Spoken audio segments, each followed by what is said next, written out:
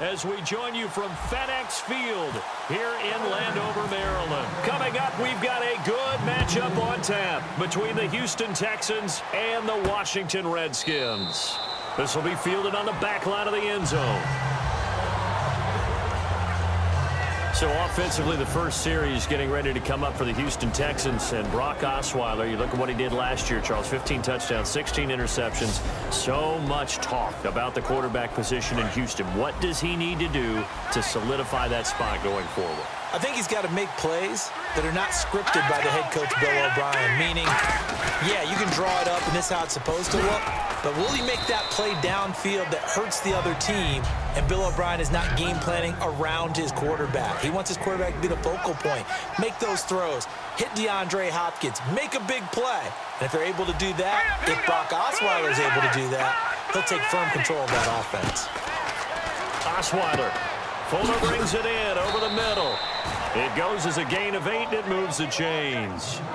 Well, clearly one of his advantages as a passer is his height, sit back in the pocket, fired over the middle. That makes things tougher defensively, doesn't it? It really does, because your goal is to move the quarterback off his initial spot when he gets his drop back completed. But when you have that type of height, he can stay in there. If he's willing to take the hits and just fire over the top, which saves him time and actually completes a play a little bit quicker than it normally does for a quarterback who has to slide and find open space to throw. On second down, Osweiler. Hopkins on the grab over the middle. And he'll be taken down at the 46-yard line. Brandon, if I told you in preseason that DeAndre Hopkins would have less than 1,000 receiving yards, would you have looked at me funny? I would have. He's coming off a 1,500-yard season, and he's gotten better each and every year through the first 3. And they have weapons around him now. Will Fuller can stretch the field. Braxton Miller, when they get him back healthy, he can fly as well. They got Lamar Miller as a running back in free agency. They've got people who can stretch things open and get the ball to DeAndre Hopkins in open field.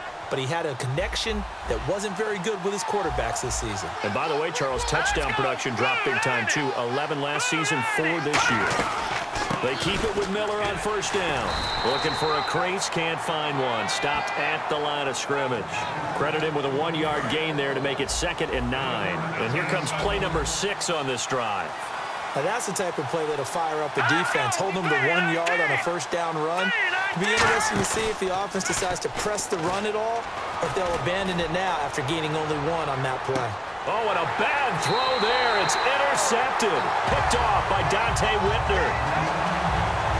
Well, your first drive of the first quarter, you get it down there, try to fire it in the end zone, and big-time deflation on that play. No doubt about it. They're moving and grooving and getting into position, and this is not the ending that they saw on this drive, is it? They had things going their way.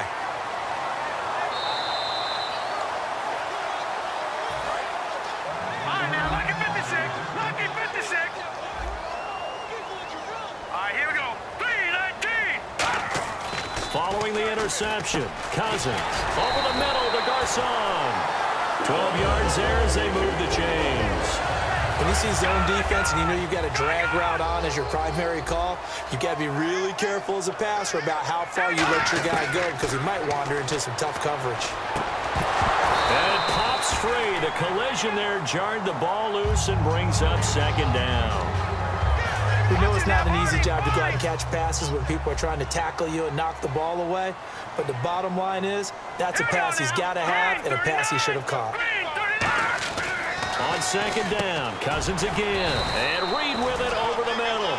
4 yards on the completion, and it sets up a 3rd down. For Jordan Reed, Charles, still waiting for him to play a full complement of games. You know, through 4 seasons, he hasn't completed a full NFL schedule, but he's right up there in the argument for best tight end in the league. He certainly is, and I don't think he can get a bigger compliment than I'm hearing from my friends in the scouting community, who have all told me that those teams that are in the market for tight ends, when they're scouting now, are all trying to find guys who have Jordan Reed characteristics. And I'm talking about route running, run after the catch, the ability to create and make bigger plays.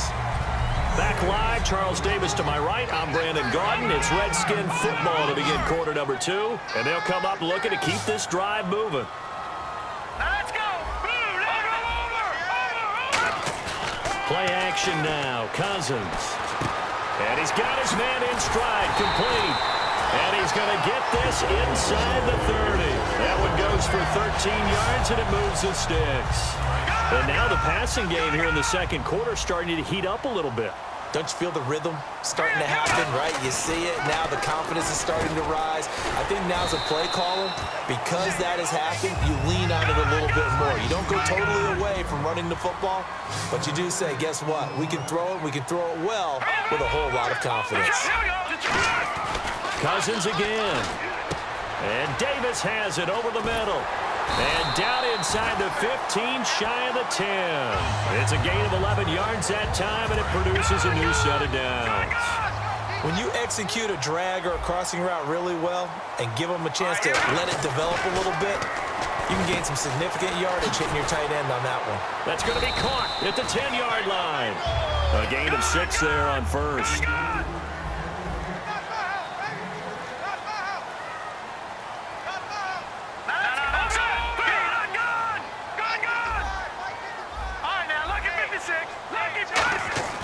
To the air again, it's Cousins. And the hit jarred loose. It's incomplete. He was trying to get it there to Vernon Davis, the tight end. And it's 3rd and 4. Just looking at it from a defensive perspective, when you break the huddle in the red zone, tight end is one of the guys you've got to key on because quarterbacks want the ball in their hands fast in this position, and they want to get it to someone. And in this case, he had the play. They just didn't complete it. Now, they've got to be a little frustrated here to not complete that on 3rd down after having such a long drive going. Man, you're talking about going over 70 yards on the drive. Yeah, did you say a little frustrated? Very frustrated. Yeah, I'm with you on that. Very frustrated. There's no doubt about it. They thought they were going to have a chance to cash in the end zone. Now it looks like it's likely a field goal attempt. They'll get neither the touchdown nor the first down. And that will force a turnover on downs. The Texans offense now, they get set to head back onto the field. And following the interception, just any interception, are you a little bit more cautious when you start that next drive, or no, you just throw that out the window? I think you are. I don't think that there's any way you can run back out there and go, totally didn't affect me. Let's just go ahead and be loose with the football again. You're going to take care of it, but you have to be careful about being too cautious because now you can't run any offense at all. Still want to attack. We'll see how they attack him here. Lamar Miller. And not much there as he gets it up to about the 5-yard line. Another 2-yard gain there, but they'll need to do better this time. It's 3rd and 6.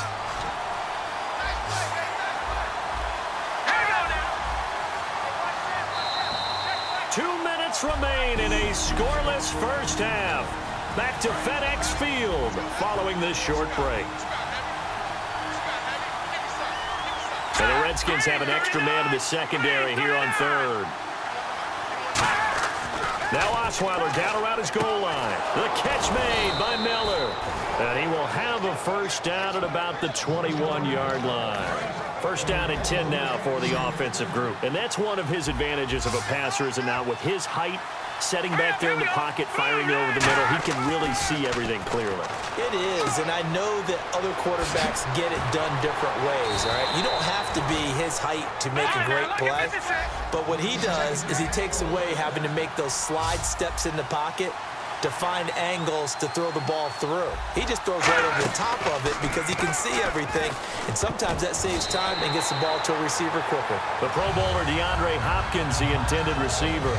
Little lull in the action here to go over an offseason storyline that's kind of interesting. L.A. a couple years ago, they have no teams, and now they're going to have 2 with the move from San Diego to L.A. What does that mean for the league and for the Chargers? It seems like an easier transition, doesn't it, than St. Louis when they moved back to Los Angeles. Less culture shock. Less culture shock, less, obviously geography, the whole deal.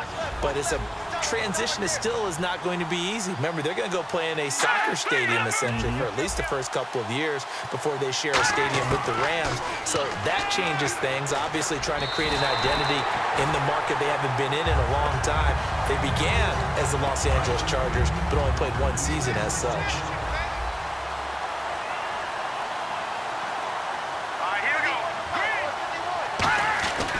2nd and 10 now. Osweiler. Hopkins on the grab over the middle. And he gets it inside the 35 and just shy of the 30. Now whistles come in. We're going to get a timeout here by the offense. So that means they're down to 1 remaining here as we head toward halftime. They'll throw on first down with Osweiler. Finding time. Underneath for Miller. And he'll go down at the 28. Call it a 3-yard gain, and it'll be a second down. Now it's 2nd and 7. I know most of the time when the ball's in the air, you're thinking wide receiver, tight end, but running backs, they can be a big part of any passing offense nowadays. Throwing, Osweiler. And that's going to be incomplete. C.J. Fedorowicz, the intended receiver. 3rd down here. They got to get it to the 21 here on 3rd down. When you see passes knocked down by those guys I call the frustrated fullbacks, the linebackers, you know that in their zone coverage, they were able to drop, see the ball thrown, and react to it very quickly. He finds his target, Fuller. Now hold everything here. We're going to get a timeout by the offense. And with halftime on the horizon, they'll be out of timeouts from here forward.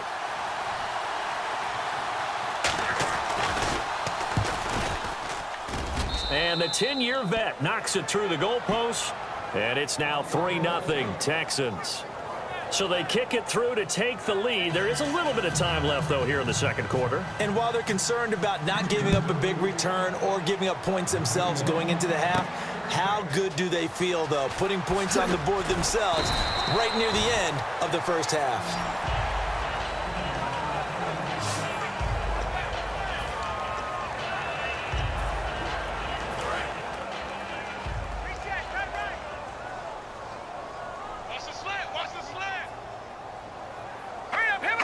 And with time running short here, they'll simply take a knee, and that should do it for half number 1. So we've reached halftime. All we have to show for the first half, a lone field goal. 3-0 our score. As we send you down to Orlando, where we check in with Larry Ridley and our EA Sports Halftime Report. Take it away, Larry. Thanks, Brandon. Thanks, Charles. And welcome to our EA Halftime Report. I'm Larry Ridley. Both the Redskins and the Texans are getting it down through the air. It's part of the reason why we have a close game, and it's probably why we'll have a... And now, due to apparent time constraints, we fast forward to the beginning of the second half.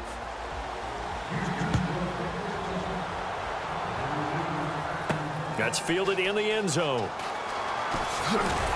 And he'll take it back to about the 19-yard line.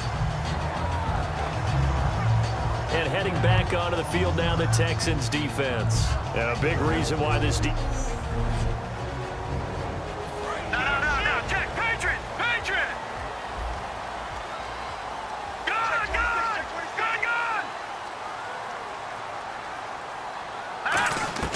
Cousins on first down.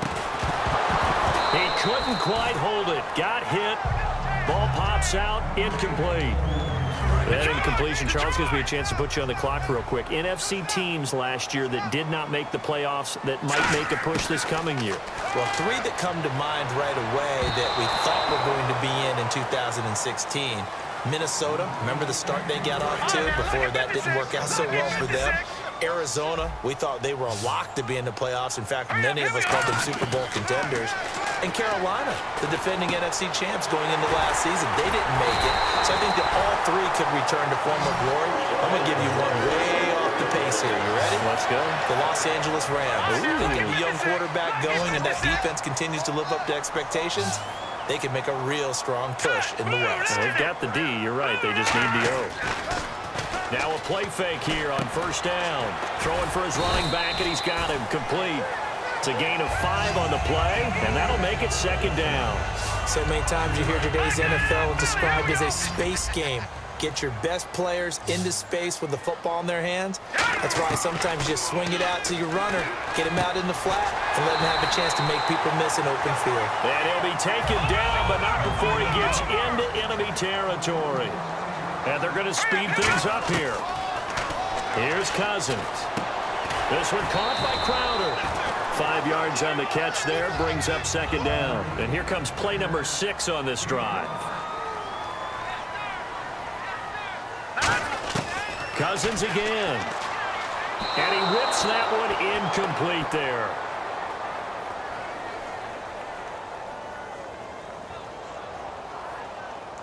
Holding offense. So holding by the offense and maybe now got to shift up what you want to do on the playbook. Yeah, definitely. Change what you're doing in the playbook, but boy, the advantage shifts to the guys on defense, doesn't it? Longer yardage situations, they often become bolder. To throw is Cousins. Got a man, and he hits him in stride. And he gets this inside the 35-yard line. And quickly, they get to the line. Cousins now to throw on first down. And he's got his man in stride, complete. That throw good for 4. It's second down. Looking to jam the receivers at the line here. Press coverage look defensively.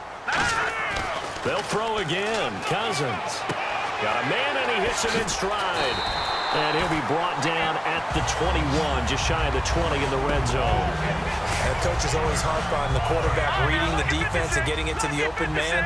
That's good recognition there. And how about what he did after the catch? Yeah, hit your tight end, let him get some rack. Yeah, when he gets moving, not many guys want to come over and put a hit on him, do they? Give him a couple on the carry there, 2nd and 8.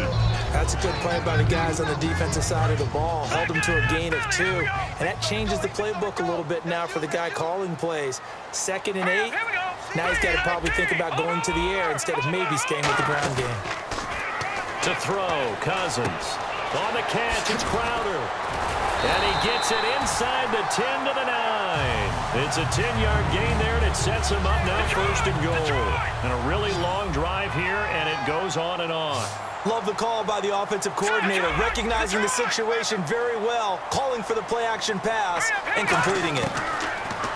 Working out of the gun, Cousins. That is caught at the 7-yard line. A gain of 6 there on first.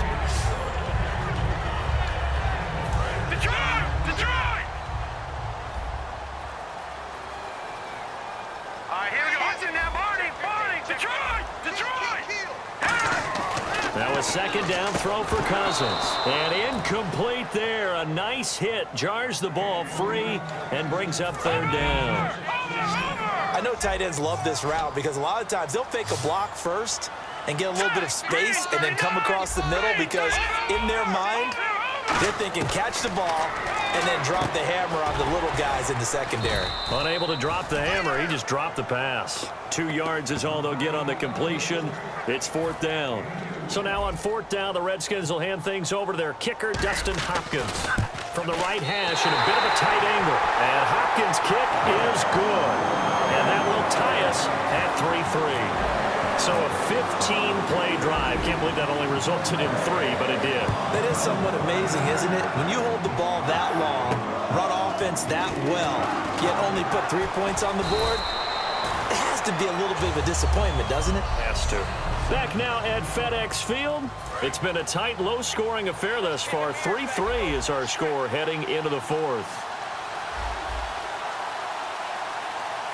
Let's go! Green 39! Green 39! They'll start out on the ground. It's Lamar Miller. And he stopped immediately there. No gain on the play there. 2nd down. Offense still needing 10 yards. 2nd down.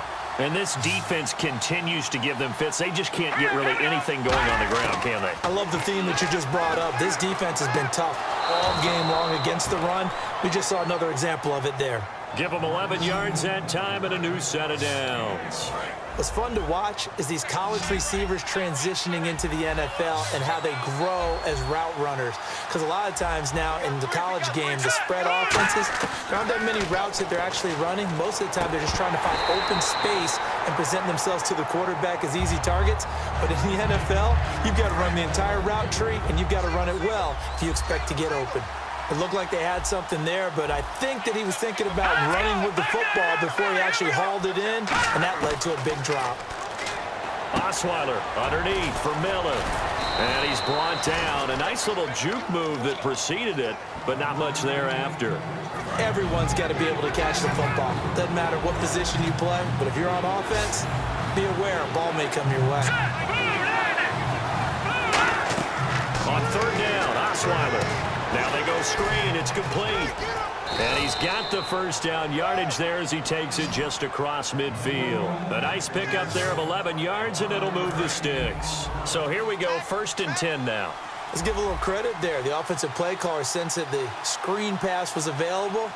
Whenever you're getting a lot of heavy pressure towards your quarterback, that's when you're thinking about running the screen and using that pressure against the defense.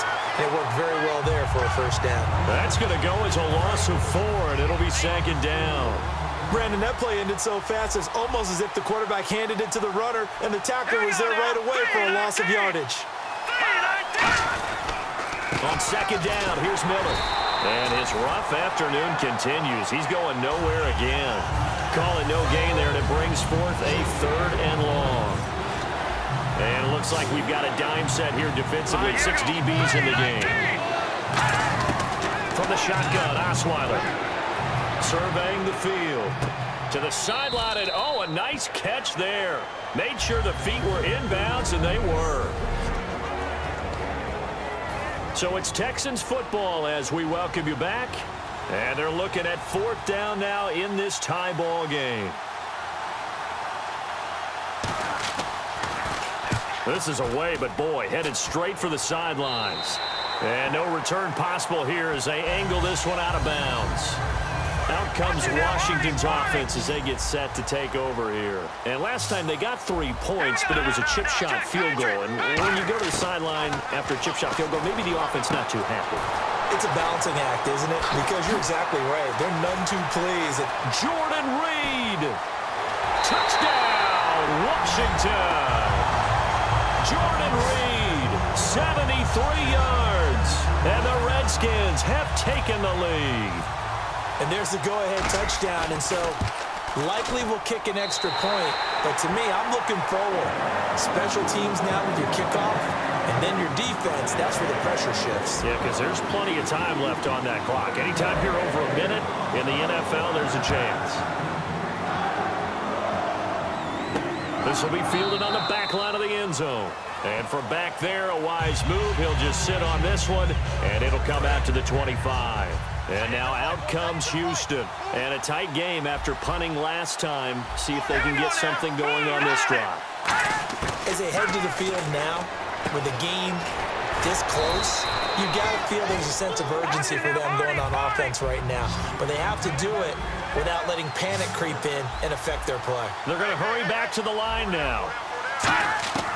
He'll look to throw. Dumps it complete to Miller. Legs still churning. Like a giant pinball. And he'll be taken down, but not before he gets into enemy territory. They'll look to throw. And it pops free. The collision there jarred the ball loose and brings up second down. Normally, he's pretty reliable. Usually catches what's thrown to him. On that play, he simply dropped it.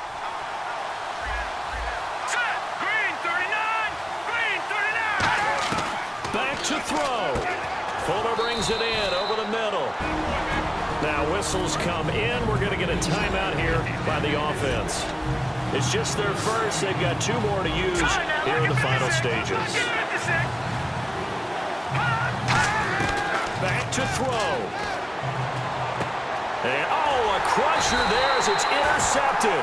Picked up by the all-pro corner, Josh Norman. And they have the football and will take over at the 24-yard line. A look at Washington as they come onto the field. They have the lead, still a one-possession game, but the defense got to stop. They've got the football now, just salted away, right? And now the Texans want to call another timeout. So a defensive timeout, chance to regather, regroup, and get set as we resume action. They'll go again with Kelly. And he'll get this up only to about the 33. And now following that timeout, the defense back out onto the field. Defense has to stand tall here, 3rd and 1. They'll try and run for it with Kelly. Only a yard on the pickup there, and it's going to leave them with a 4th down.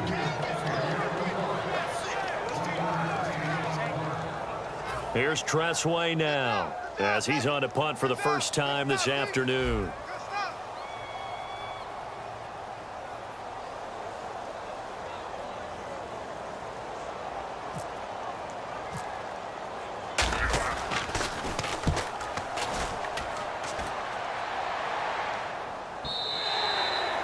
little too much mustard on that one. It hits a couple yards into the end zone.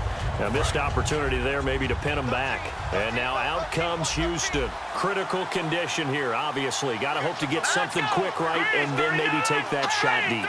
And once they do take the big shot, you've got to worry on defense. Of course, no one getting behind the defense. And, a crusher there as it's intercepted. A great read, and it's picked off. And they will take over at the 26-yard line. Agreed, that's twice now in this fourth quarter. As a quarterback, a lot of times you think it's all on you to make plays when you're losing. And here, the play's not there, but he throws it anyway.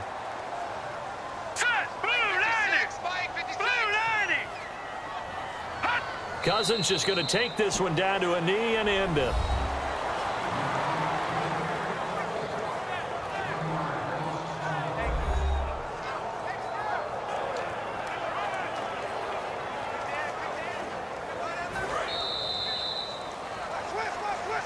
Well, partner, there's something special about a game in the snow. Just always fun in these elements, although a little chillier up here in the open-air booth.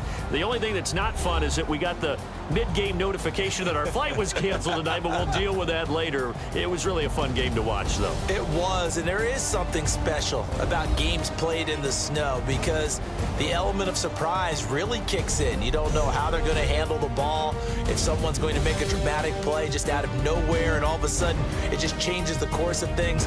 But a big shout out to our crew to make sure that we were comfortable up here, as comfortable as one could be. In these elements, they took care of us and made sure we were dressed properly.